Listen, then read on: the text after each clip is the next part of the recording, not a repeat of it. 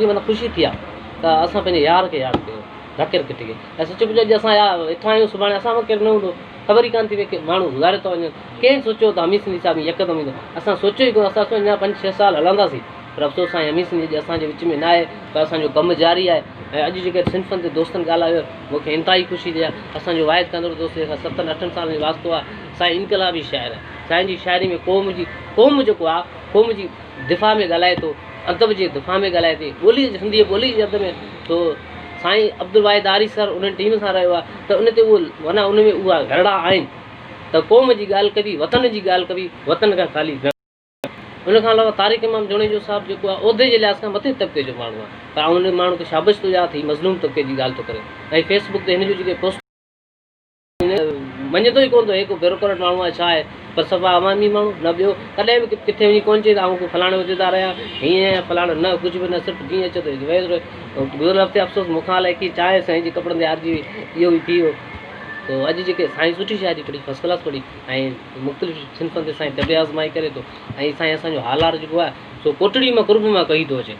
इहा हुनजो कुर्ब आहे ऐं अदब सां हुनजी मोहबत आहे ऐं इहा मोहबत जेका आहे मुंहिंजी जेकॾहिं हीअ जारी रखंदो त ज़रूरु हिन खां अञा अॻियां वधंदो अॻियां हुनजो नालो रोशन थींदो किताबु ईंदसि अकरम बुखाराई जेको इलाही ॾींहंनि खां पोइ हिते अॼु हिते नज़र आयो आहे मूं वटि हिते इहा मूंखे ख़ुशी थी आहे त असांजा पुराणा यार भले वञनि घुमी फिरी पर वरी मोटी अचनि हिते बस में पंहिंजो हाल ॿुधाए वञे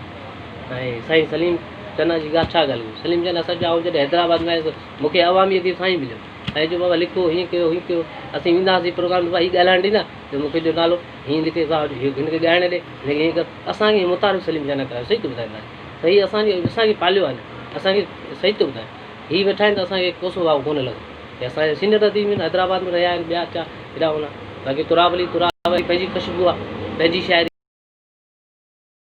ऐं साईं जेको नात पढ़ियो मूंखे तमामु सुठो लॻो ऐं सम्झां थो त साईं पंहिंजी महिनत सां सच पुछो तुंहिंजा किताब तव्हां ॾिसो कीअं पंहिंजे पहिरें पंध किथे किथे ईंदा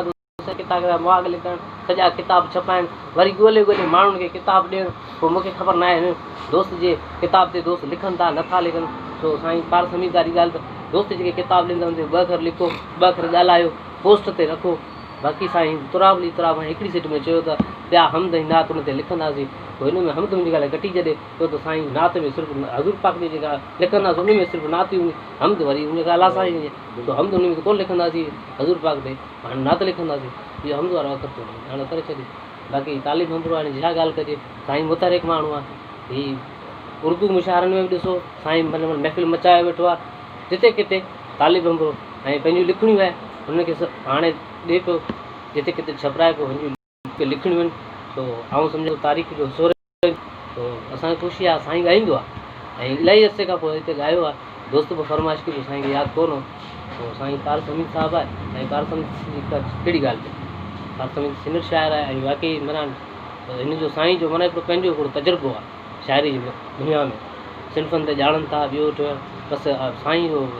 इहो आहे त हाणे ज़ाहिर बुज़ुर्ग थिया आहिनि हाणे कोशिशि करे हैदराबाद में हूंदा आहिनि त अहिड़ो माण्हू जेको हक़ीक़त ॿुधायां त असां वटि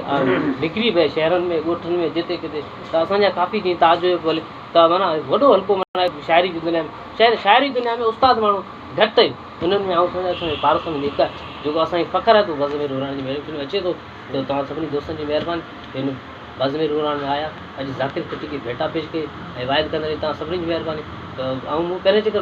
बज़मेर रुहानी मूं पंहिंजा किताब आया बज़मेर रुहानी में ॻाल्हाइणु सिखियो ऐं अॼु मां पहिरीं सदार जेकी कई अदबी दुनिया में उहा मूं बज़मेर रुहानी में कया तव्हां सभिनी जी महिरबानी तव्हां मुंहिंजो ॻाल्हि ॿुधा ऐं ज़ाकिर खटी जेको हुयो तो शाल थी इन भेद सां हलो हलो कोरीअ नाज़ुक दिन जो नी गंढियुनि सारो ॾींहुं छिनण मूर में